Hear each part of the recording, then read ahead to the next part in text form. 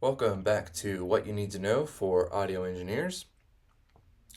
This video we're going to cover all guitars on stage, acoustic, electric, and bass. Before we get started, we need to cover some general guitar stuff. You can see over here general guitar stuff. This is stuff that will apply to any guitar on stage. So the first thing is active versus passive guitars. There's a really simple difference here. An active guitar needs a battery inside the guitar to function. Usually this is a 9-volt battery.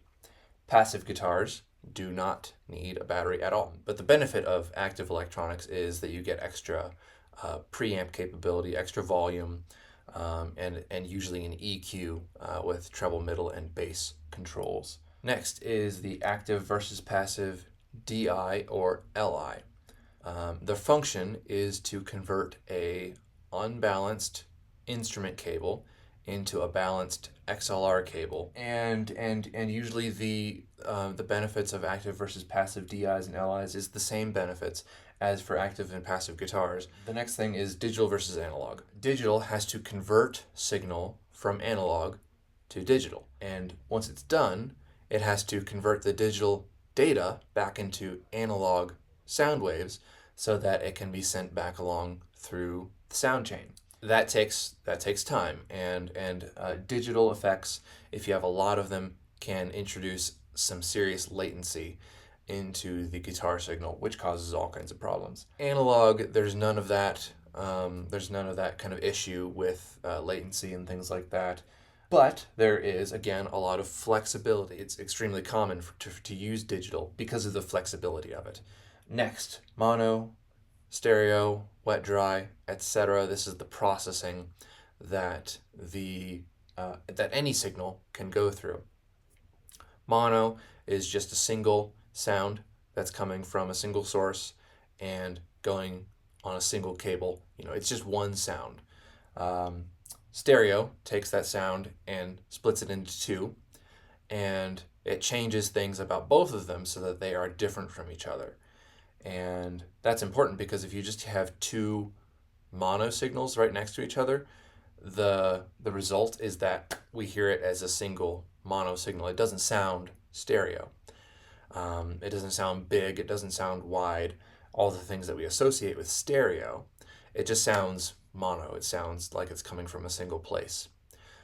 But if you take those two signals and you process them with different digital effects, for instance, you can create a stereo field, and there's different things happening on the right side versus different things happening on the left side, and together it all creates this huge kind of wall of sound. And similar to stereo is the wet dry, so that's W/D over there, wet dry, which is very similar. You have two signals that are separate from each other.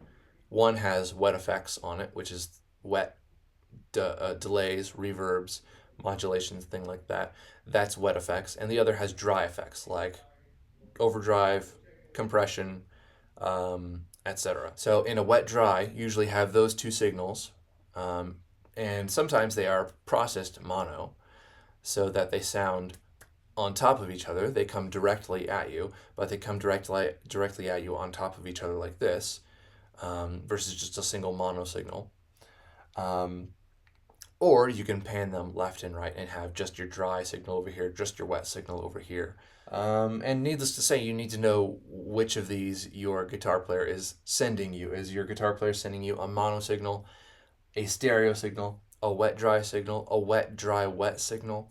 A lot of different kinds of processing that can happen. Obviously, wet dry wet has two wet signals and a single dry signal, so three outputs. Lastly, wired versus wireless. So here we've got wired and wireless connections for our instruments.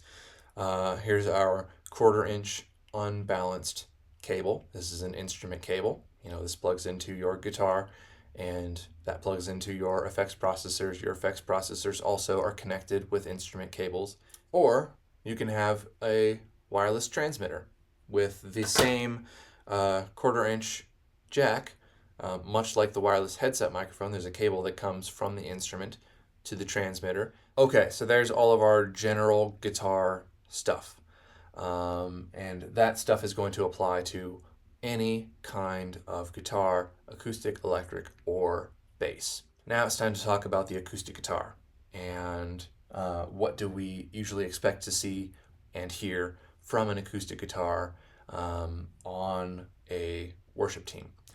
We are going to see an acoustic electric hybrid guitar. If your guitar player only has an acoustic guitar with no electronics inside of it, they can't send an electronic signal to you, then you would need a microphone to mic up that acoustic guitar. But usually we see an acoustic electric guitar which has one of these 1/4 inch cables coming out of it. In the acoustic electric guitar, it has electronic pickups in it. But you can have an undersaddle or inside the guitar.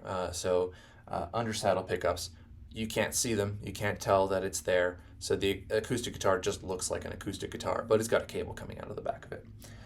Or you can have a sound hole pickup, and this is visible on the front face of the guitar because it's physically mounted in the sound hole. One of the most common nowadays processing for an acoustic guitar is an impulse response, or IR.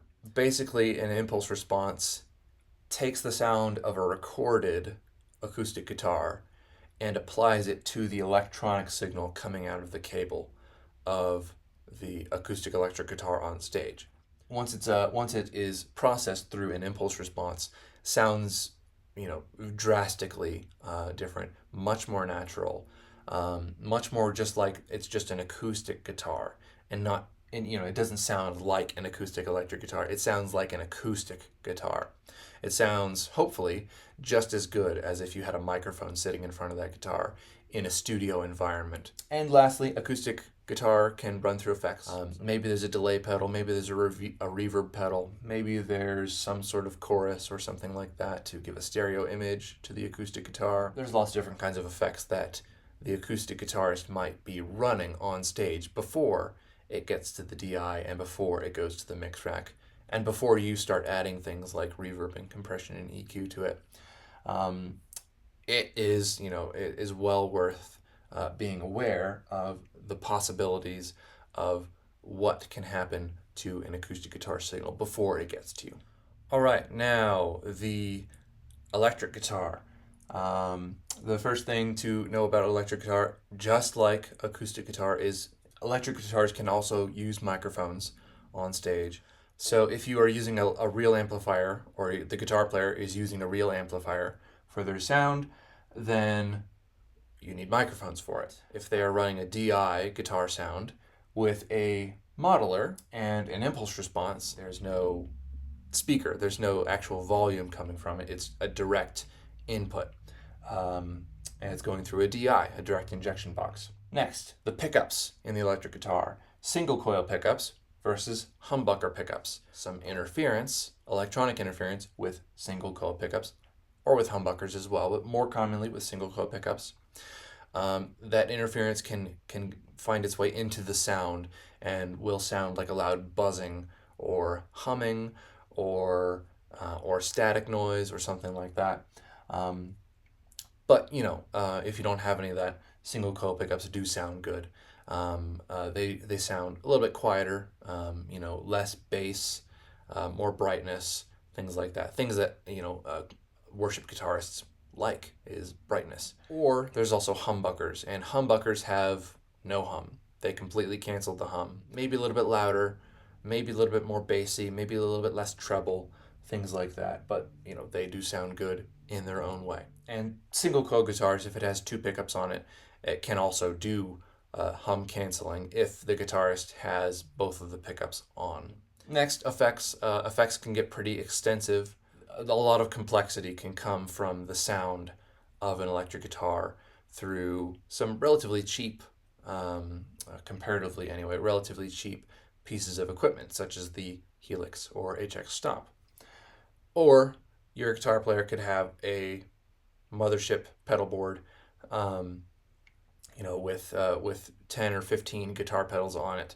But all of that to say, when the signal comes to you, it's going to come to you as mono, stereo, wet, dry, something like that. And as far as the complexity of the sound, it just is really helpful to understand what kinds of processing is the electric guitar player going to do to their signal before it even gets to me. Are they going to have reverb on? Are they going to have delay on? Are they going to have distortion? Are they going to have compression? Are they going to have EQ?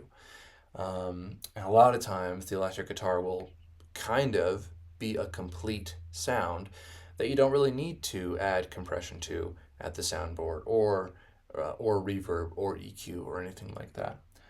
So that's one thing that's really nice about electric guitars, is that usually it's a complete sound that they give you, and it's not something that you have to work a lot with. Like an acoustic guitar, you have to usually do some EQ. Or a vocal, you have to EQ, you have to compress, you have to add reverb, you have to add all of the effects. You have to complete the sound as the audio engineer, and you have to make something great out of something that is just coming to you as a mediocre microphone sound. The very last thing to talk about with electric guitars, and this only matters when the guitar player is using a real amplifier with a speaker on stage. And this is with load boxes and attenuators. Well, a load box is needed for an electric guitar if they don't want to use a speaker, but they still want to use their amplifier. The amplifier head plugs into the load box, and then the load box sends out a XLR. So that's what a load box does. It gives a DI signal from the amplifier. Or alternatively, they can have an attenuator, and this is just a volume knob for the amplifier, basically. It just makes the amplifier more quiet on stage. You still have to mic the amplifier if they're using an attenuator, and you have to use more gain on the preamp because the sound coming out of the cab is quieter, but the guitarist still gets the sound of their amplifier with their speaker, and they get their sound. But it's quiet, and you get complete control of it still. Finally, bass guitar. Not much to say about bass guitar, actually, because it's just a guitar, but with less stuff and less notes, with less guitar pedals, with less processing, less of everything. It's just a much simpler setup usually for bass players as far as the equipment that they're using, although they are using the same equipment as a guitar player. An amplifier or a modeler and an impulse response, EQ, compression, distortion, all the same effects, all the same everything, all the same equipment, but they've got a bass guitar in their hand, so they're playing less notes, and they are playing low notes. It's still going to be a complete signal when it comes to you, more or less, because the bass guitar usually it needs a little bit less work. One thing to be aware of with the sound production of the bass guitar is the variance that they can get between the finger and the pick. So plucking with their fingers, like a bass guitar normally does, or using a pick, like a guitar player normally would. And again, this applies back to guitar players.